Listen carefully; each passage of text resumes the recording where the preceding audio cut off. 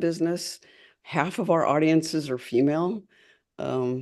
So we we appeal to half of the audience, and it's been very rewarding to be a role model for the young women in the audience. And I know that I've had young women that I've met when they were 6 or 8 years old and come up to get an autograph, and now are going to college and have written to me and said, "Hey, I'm learning to fly and I'm studying aviation because, I met you at an air show." And that's really, really rewarding. So Fantastic. yeah, so just one last little bit. So leaving my job in the semiconductor industry and pursuing my passion for aviation has also led to other new opportunities. So I have this thing I like to say is like, if a door opens and you take the risk to walk through it, um, then more doors open. And that was true when I left my work, and I took a risk to, leave a very good, high-paying job to pursue another passion. I had the opportunity to start racing at the National Championship Air Races in 2010, and I raced from 2010 to 2023 at Reno. That was the last Reno Air Race. Racing will start up in Roswell again this year, so I plan to go out there. But racing, again, is another male-dominated sport, and any year at Reno, there was somewhere between 1 and 3 women among 100+ male racers. And I'm only the second woman to ever race in the unlimited class in 59 years of holding the races. And I'm the only woman to have raced in 3 classes, sport, jet, and unlimited. But being a woman racer has presented unique challenges. The men, they like me, they like racing with me, but they hated being beaten by me. Unbeknownst to me, they would they would tease each other about being beaten by a girl.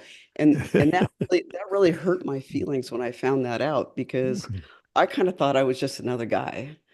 Um, yeah. So, and I've had the opportunity to work on television and film productions. That came about when they were specifically looking for a female pilot as a double. But I've also had the opportunity to be the stunt double for males too. So they just put my hair up and you can tell the difference.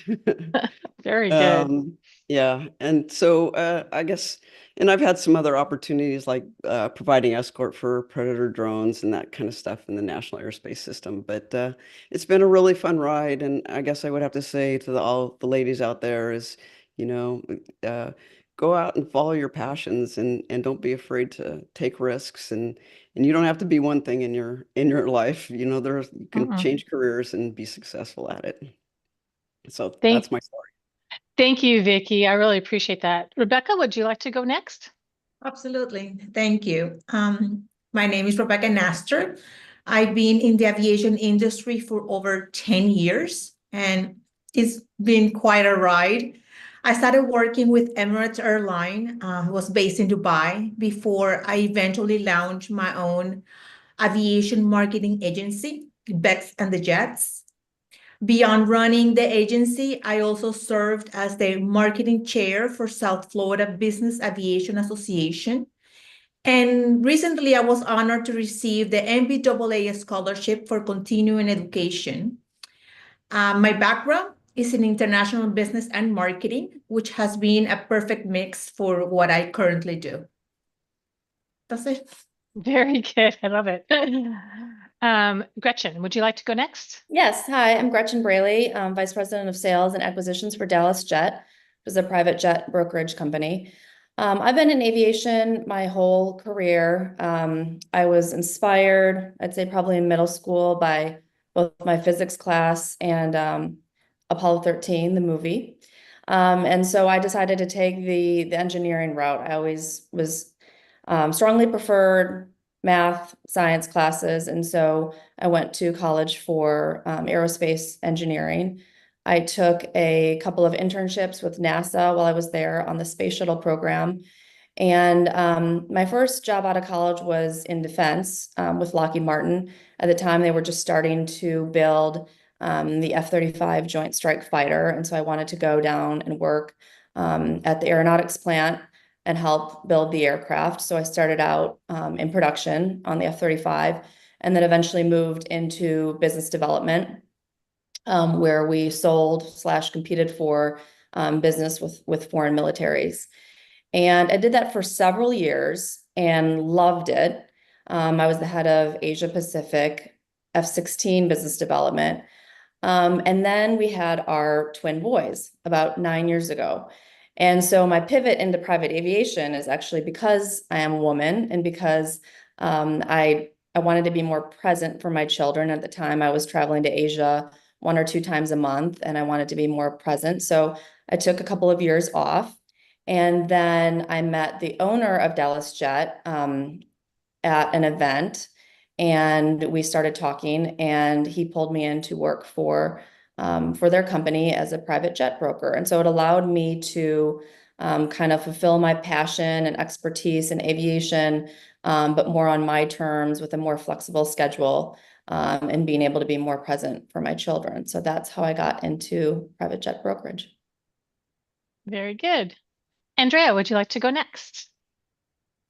Yes, thank you. So I'm Andrea Tagliaferro. I am the founder of Yacht Femme, which is a platform that empowers women in the yachting industry, creating multiple avenues for women to actually showcase their expertise and their skills. There's also multiple events, online events, in-person events to foster mentorship, networking, exposures for the women, and more. And I got into the yachting industry really by chance. I guess a lot of people in the yachting industry, it's not something that they aspire to be since they were a kid, because very many of us are foreign to these yachts. So I'm actually an architect and an interior designer by trade, and I was living in Fort Lauderdale, and through friendships, I got a job doing a design, a refit in Fort Lauderdale for 3 years. So I was able to translate my background now into more nautical construction.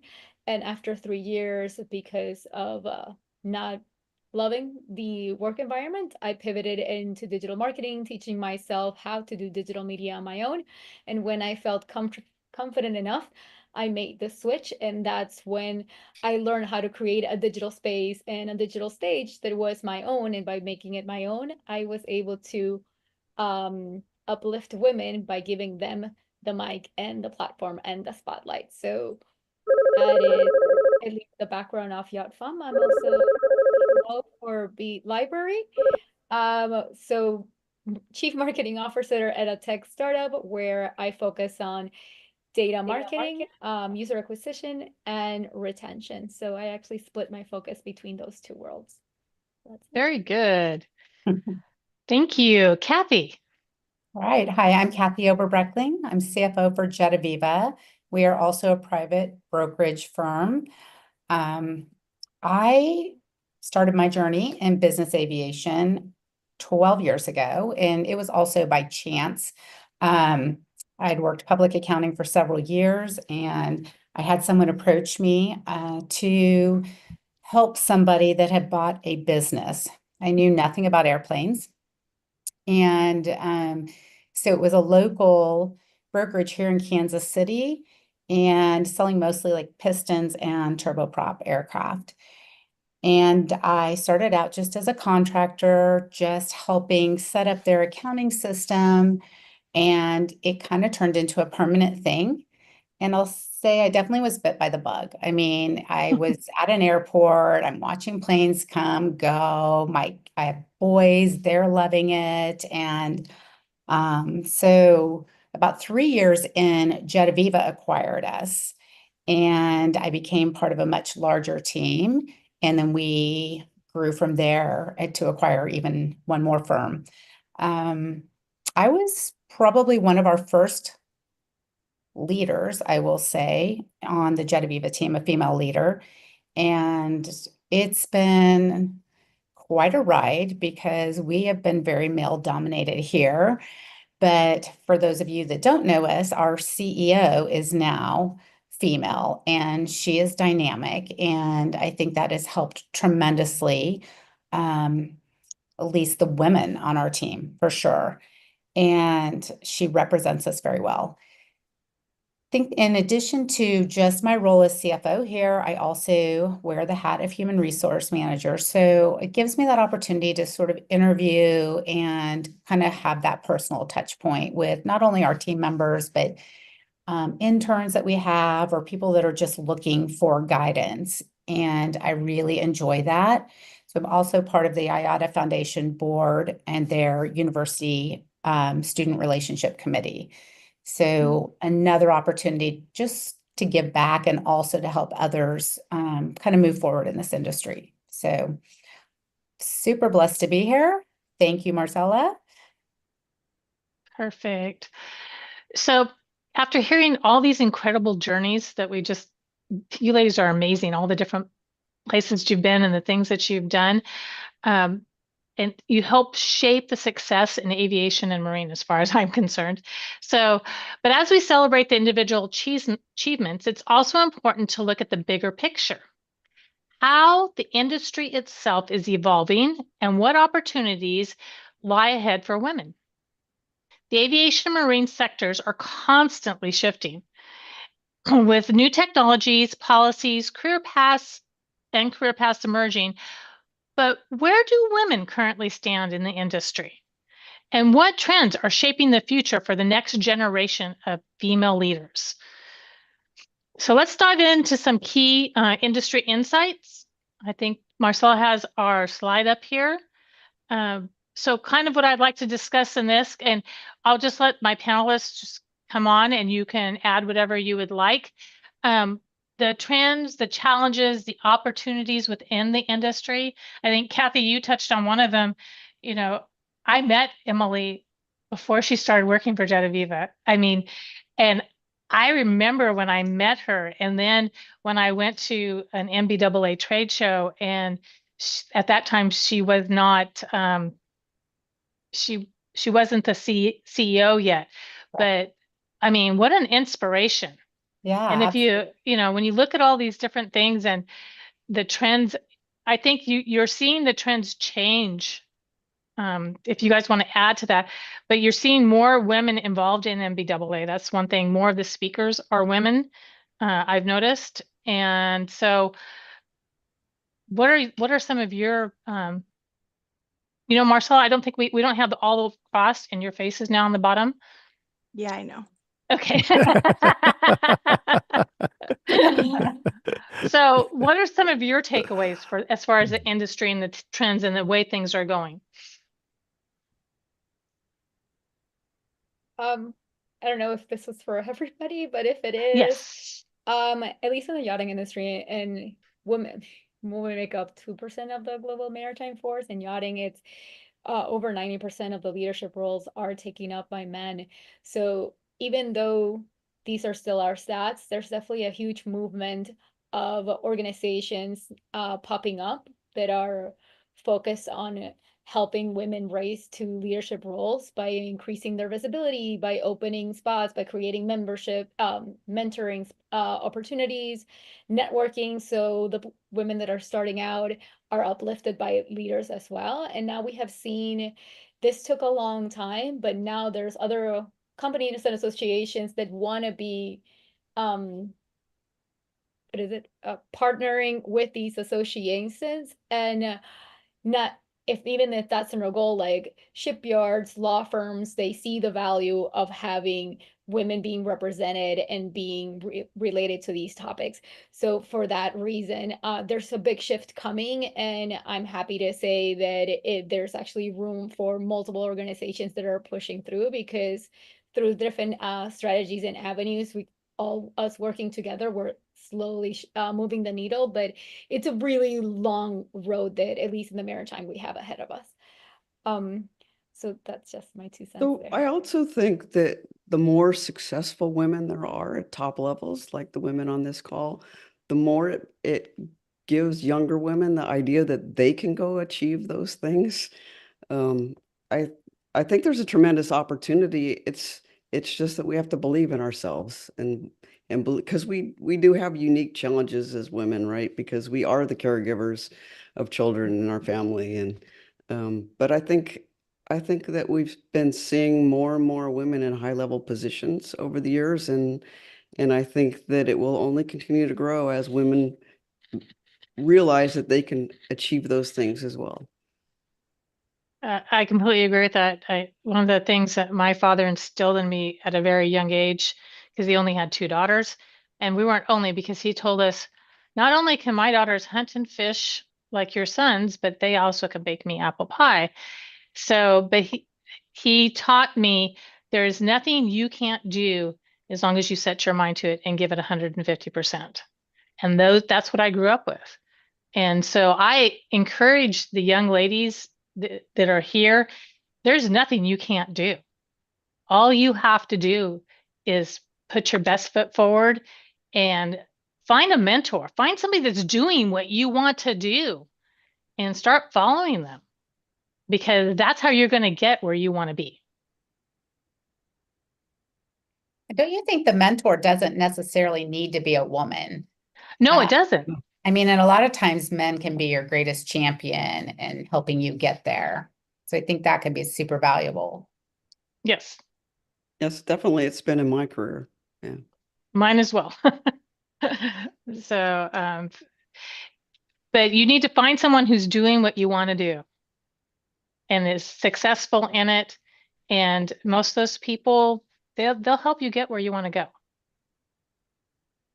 And, Okay. sometimes when I think, that we face real challenges as women, I remember back to my grandmother didn't have the boat when she was a young woman. So even though it's changed, incrementally, it really has changed over time, and we have a lot more opportunities available to us now than women ever did. Yeah. Oh, that's very true. So as we look at where the industry is headed, one thing is clear. Women are just not part of the conversation, they are leading it. But leadership isn't just about titles. It's about impact, confidence, and paving the way for others. That's our responsibility. That's my responsibility, is to pave the way for the younger people that we have. The people that I have in my employment, it's my job to pave the way for them, to make them the best that they can be. So let's talk about what it takes to lead, influence, and empower the next generation in aviation and marine. So, please, what are some of your opinions, or what are you doing, or how can we help this next generation become the leaders that they need to become? I can speak on behalf of aviation. I think aviation is a relationship business, and some people call it a traditional industry per se. I suggest just not sitting behind the screen and expect things to happen, but I will say to show up and to connect and to engage with other people. In the aviation industry, we have a National Business Aviation Association. I'm part of the South Florida Business Aviation Association. If you're in Miami, you have the Greater Miami Aviation Association. We have Women in Aviation International with all different chapters all around the world. So it's just not about just attending to these industry events, but it's also about volunteering, getting involved, and connecting with people. I found that in those places you find decision makers, and you get to catch up with colleagues, and those bring big opportunities. And also, I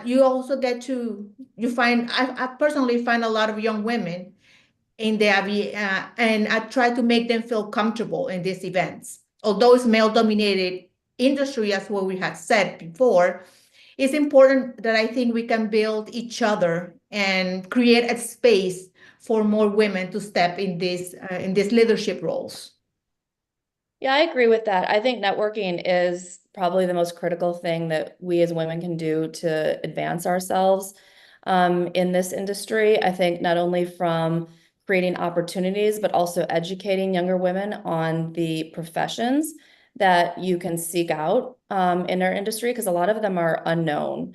And, I had a friend, an old friend that I worked with at Lockheed Martin, reached out to me on LinkedIn saying she was interested in getting into private aviation, but she didn't know much about it. And so she set up a lunch and dinner, and we talked, and I connected her with a few people, and now she works for Bombardier. And I think that that's what women need to be doing more of, is the networking, the meeting, the reaching out, the kind of warm calling, you know, using platforms like LinkedIn and social media, because that's what they're for, to connect with each other and then connect each other to people that can help them advance their careers or educate them in the opportunities that they may not know about. And one other thing that I think that we as women need to remember is that we're here to support one another, not tear one another down. That's And so I think if, as long as we keep that look upon life and supporting one another, I mean, we may be competitors, but I mean, look, we have competitors right here on this panel today, but yet we've sat here and we've supported one another. And if we can teach the next generation to do that, to support and build each other up, we have enough things in life tearing each other down. We have a responsibility to build each other up. And we, you know, at the end of the day, it's the client that we're supposed to be helping, or the student that we're supposed to be helping. You know, so what kind of a leader, what are you showing as a leader? You know, you can say a lot of things, but what you do and how you do it is probably one of the biggest. Leading by example is one of the biggest things. And that's what I would encourage. Yes. Actually, one of the most influential women in our industry, thankfully, have also wanted to help other women get up the ladder, and you see that trickling down. We have shipyard directors, like in our case, Rose Dahman, managing director of the Dahman Yachting Group.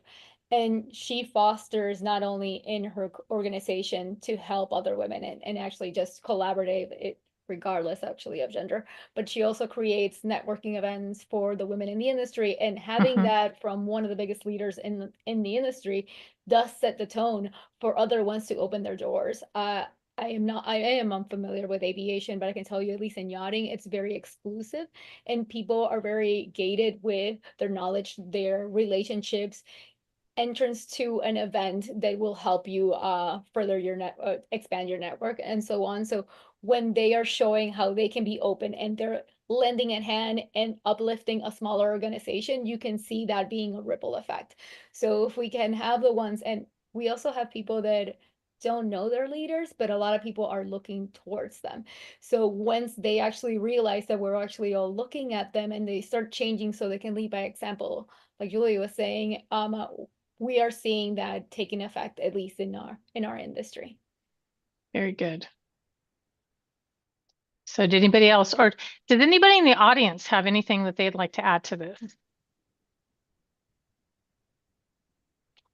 I'd just like to say hello to everyone. My name's Florence Hulla.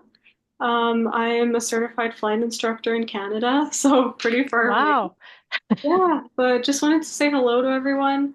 I'm actually interested in brokering, and specifically jet brokering, so it was nice to hear what Gretchen had to say, same with Rebekah. So thank you guys. Nice intro. Yep. Nice to meet you. Yeah, nice to meet you. Very nice to meet you.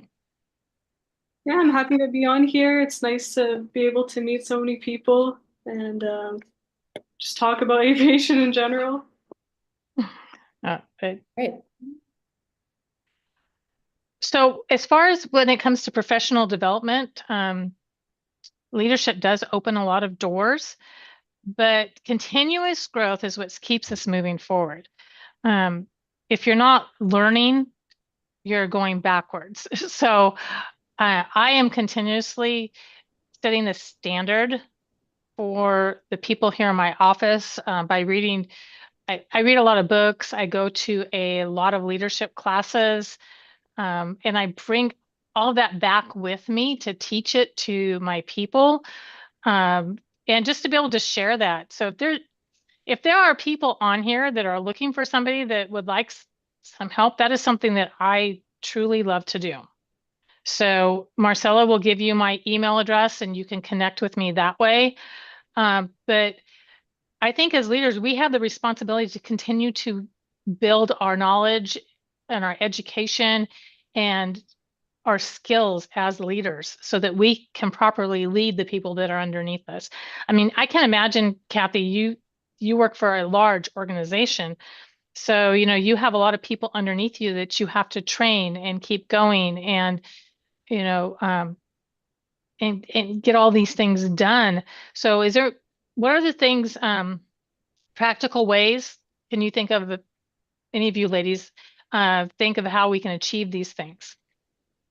Well, one of the things for us is, I mean, we have a pretty good core group here in Kansas City, but the rest of our company is pretty spread out. I think we're across 9 states. So, you know, we try and communicate. We've got Slack channels with like our values, our company values. And we try to recognize people on there that, we see employing those values, if you will, and just constantly trying to have those little touches because it's hard. We also have put in a mentorship program internally. So when we bring new people in, it's connecting them with somebody that's been here that kind of just helps them ease the transition, specifically if they are not co-located. So that's kind of some of the things that we are trying to do just to kind of lift our people up and provide them the resources by connecting them with someone on our leadership team. Very good. Anyone else? I get to onboard a lot of new people into our organizations, and what has been a pattern that I have seen is it's not that they don't want to put in the work or maybe they found the mentor, but the hardest thing is learning how to prioritize what to learn next. What is that path? Because many times we have had to trial and error, see if we take this course or this experience and then see like, oh, if I look back, this was the right, or like I should have taken a more optimized path. So that's usually what I jump into when people want to learn what do I do. In my case, I give them a set of lists of software that will bring their skill level to the point that then they can layer on strategy, or they can continue to layer on to those skills. But if they don't have the base needed, they'll never run as fast and they won't be able to intake what we do as an organization. So that has been, I actually gravitate, many of you may know Salesforce, and companies like them that invest so much in education that even if you're not learning or trying to learn from them or work with them, they have created these paths that you can customize to, if I want to get here, what do I need to learn in the middle? So I think those are all free and great resources for people to understand what do I need to do to be the next Vicky, the next Kathy, the next Gretchen, the next Rebekah, because I think after they're inspired, they leave thinking, okay, what do I do? And I say, go stalk them on LinkedIn and see what actually they did. The resumes right there, digitally and public and free. And if you don't do that, reach out and DM. No, I agree. One of the things we do here is once somebody has worked for us for 30 days, I go after their personal, professional, and financial goals, because I know if my people are meeting their personal, professional, and financial goals, that our company will do the same. And I actually give them, okay, here's your goal. Here are the targets and the steps to reach your goals. And then I check up with them on a monthly basis to see where they're at. And, you know, if their goal is to work out once a week, I'm asking them, did you work out this week? I mean, and those are just little things, but if they can hit those little things, then they can go for the big things. I look at everybody here as a rosebud, and my job is to watch them bloom into the beautiful flower that they can become, because I can see them much clearer and what they can become, sometimes more than they can. And my job is to encourage them to get there. Oh, that's nice. So that's what I'm looking for. So how can we encourage more women to step into a visible role? I do it by example. and by telling them that they can do it. If you want to, if this is where you want to go, figure out the steps to get there. If you don't know how, find the person that's there. So Kathy, or let's see, who haven't we heard from a lot? Rebekah. So how did you get where you are? Who did you look to get to where you are right now? Sure. I started joining organizations, and through the organizations, I did the networking and I found mentors, which 99% of them were male, but it was something very interesting. I knew people that they were in the place I wanted to be, but they did not have the time because they had to work. They were between the ages of 30 and 40. Unfortunately, they were having families, they were having kids, they had a spouse, so their time was very, very limited. Now, the people that were retired, they had the time to mentor me because they already were there. They didn't care about having another competitor in the industry or around the corner. They didn't care about having the spotlight. They already did that. They were over that. They wanted to find another purpose in their life. And therefore, they were the best mentors I could find. And it was not only one, probably it was 7 or 10, to be honest with you, in different stages of my life. Very good. Anyone else? For me, I never really had a mentor growing up, a female that was in a similar role. For me, it was all about preparation and little steps. So it would be, I was interested in math, physics, science. And so I would focus on succeeding in class and doing the little things. And then that got me into a good college. And then I would focus on getting a really good internship. And then those internships propelled me into securing a great job out of college. And so it was the little steps that always prepared me kind of for that next role.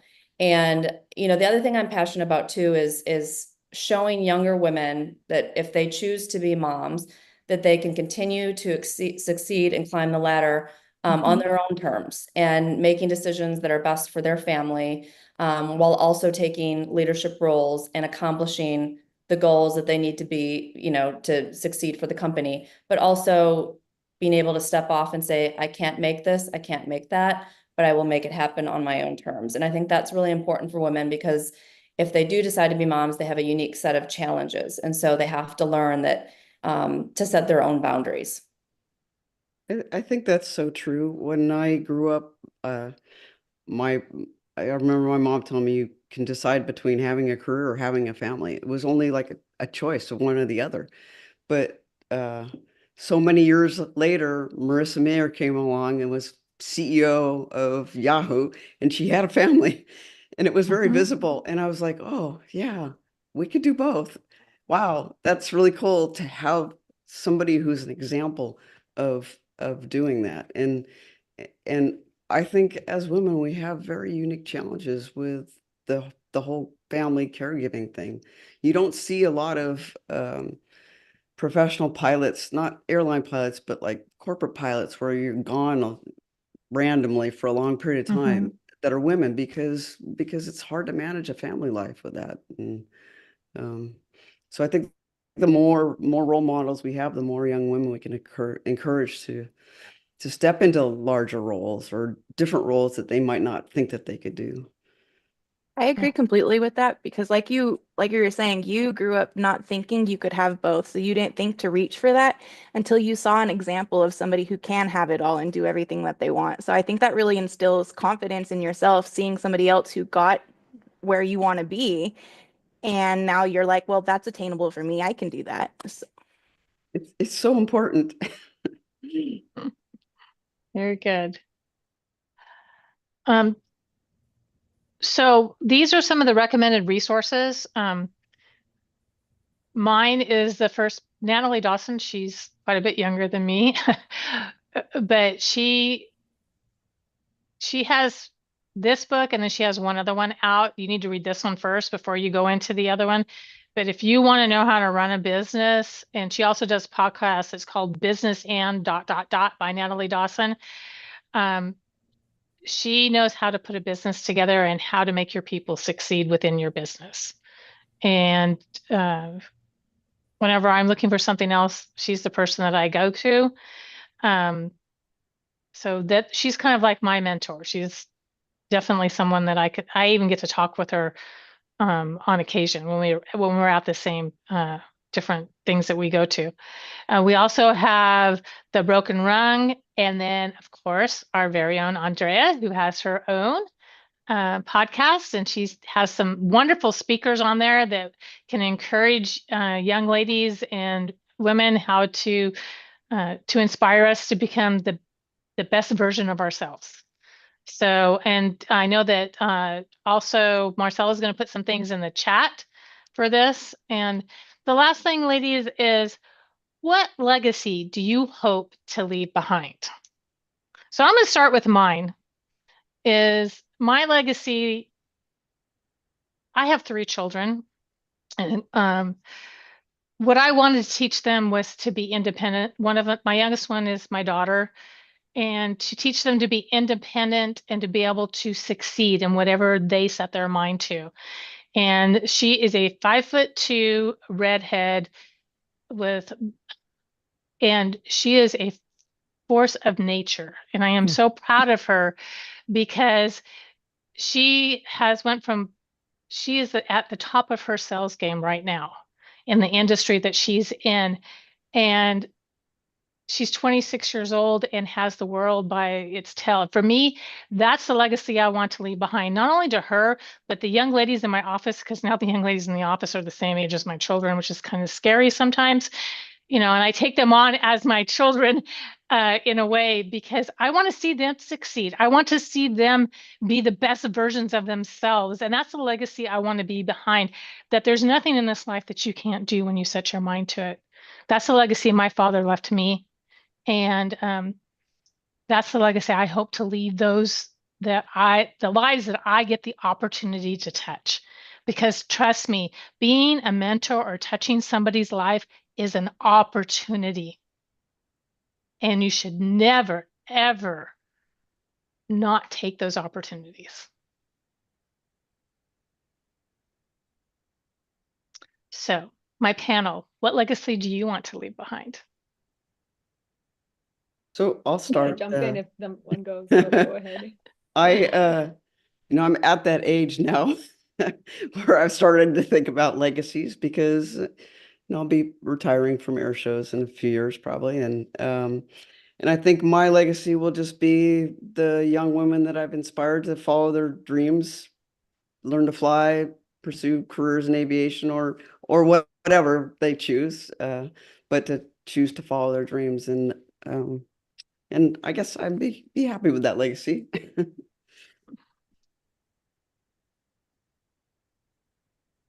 Rebekah? Okay. Well, for me, it's about, growing my agency, expanding my influence in aviation, helping other businesses grow. I'm always up for a chat, whether it is about marketing or industry trends or making more connections within the space. So I guess that's what I'm doing at the moment. And in a few years, then I will know more where my life takes me. Very good. How about you, Kathy? I think similar, like I just want to leave a legacy of knowing that I've helped somebody along the way in their career journey, whether it's connecting them with somebody in aviation or outside of it, but just that I've made an impact in that way. Very good. Gretchen? I haven't thought a ton about what legacy I want to leave, but I would say growing my business, obviously work for a company, but it's really it's very entrepreneurial. It is really growing your own business, but growing my business in a male-dominant field where your network is your clients are almost all men, and doing it in my own way and on my own terms. Very good. Andrea? I'm hoping that the awards that we created last year, the Women's Yachting Awards, the first awards for women in the yachting industry, outlive me.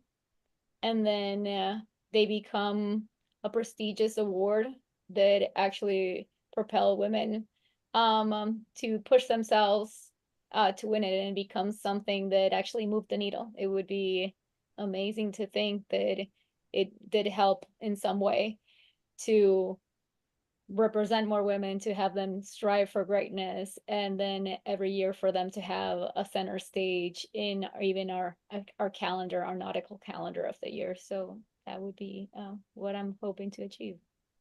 Very good. So if you don't want to say it out loud, any of you want to leave, a takeaway or a piece of inspiration that you got today? If you want to, you can just drop it in the chat and Marcella will say it for you. If you don't want to undo your mic. Does anybody have anything they'd like to add to today's?